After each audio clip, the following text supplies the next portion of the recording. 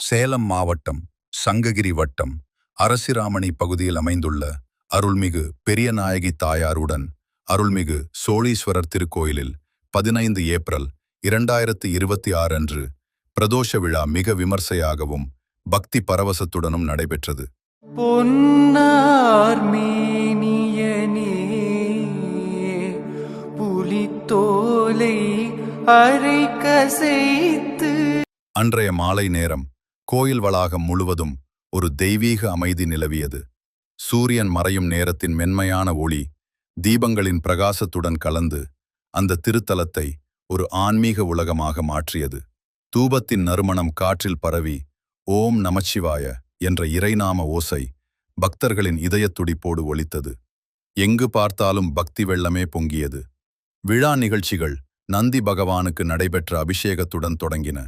பால், தயிர், மஞ்சள், திருமஞ்சனம், சந்தன அபிஷேகம் உள்ளிட்ட பல்வேறு அபிஷேகங்கள் முறையாக நடத்தப்பட்டன. அபிஷேக நீரில் நந்தியின் மேல் வழிந்தோடிய அந்த புனித தருணம் பக்தர்களின் மனங்களையும் சுத்திகரித்தது போல் உணர்த்தியது. அபிஷேகம் நிறைவடைந்த பின் நந்தி பகவான் அழகிய பூமாலைகளால் அலங்கரிக்கப்பட்டார். வண்ண மலர்களின் மணமும் சந்தனத்தின் சாந்தமும் திருநீற்றின் புனித அழகும் சேர்ந்த அந்த திருக்கோலம் கண்கொள்ளா காட்சியாக அனைவரையும் ஈர்த்தது. அதனைத் தொடர்ந்து நந்தி பகவானுக்கு தீபாராதனை காண்பிக்கப்பட்டது. தீப ஒளியில் மிளிர்ந்த அந்த முகம் பக்தர்களின் உள்ளங்களில் ஒளி பரப்பியது. பின்னர் உச்சவரசலையான அம்மையப்பன் அலங்கரிக்கப்பட்டு பூக்கள் சூடிய திருமேனி, மங்கள இசையின் இனிய ஒளி, பக்தர்களின் இறைநாம முழக்கம் இவை அனைத்தும் ஒரு ஆன்மீக பயணமாக மாற்றின. பலர் மெய்மறந்து தங்கள் மன உறுதிகளையும் வேண்டுதல்களையும் இறைவனிடம் சமர்ப்பித்தனர்.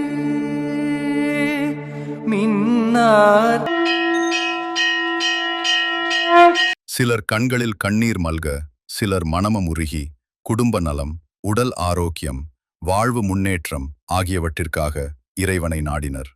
அந்த நேரத்தில் மனிதர், நிலை, வேறுபாடு எதுவுமின்றி அனைவரும் ஒரே பக்தியில் ஒன்றிணைந்தனர். அதன் பின்னர் அருள்மிகு சோழீஸ்வரருக்கும் தொடர்ந்து பெரியநாயகி தாயார் அவர்களுக்கும் தீபாராதனை நடைபெற்றது. தீப ஒளியில் திகழ்ந்த அந்த அருள் தரிசனம் பக்தர்களின் இதயங்களில் ஆனந்த அலைகளை எழச் செய்தது. அந்த ஒளி வெளிச்சம் கண்களுக்கு மட்டுமல்ல, உள்ளங்களுக்கும் ஒரு புதிய நம்பிக்கையை வழங்கியது. இறுதியாக பக்தர்களுக்கு பிரசாதம் வழங்கப்பட்டது.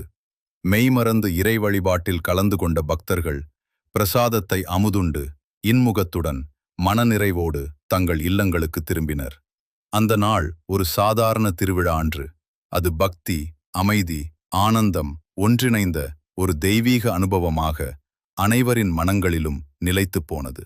வானனை மதிசூடிய மைந்தனை தேனனை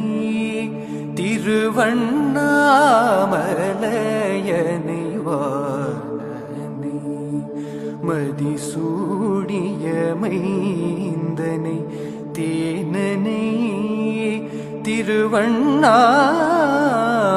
திருவண்ணாமலையனை ஏனனை இகழ்ந்தார் புறம் மூன்றெய்த ஆனனை அடியேன் மறந்துய்வனு ஏனனை என்னப்பனல்லவா என் தாயும் அல்லவா. நமச்சிவாய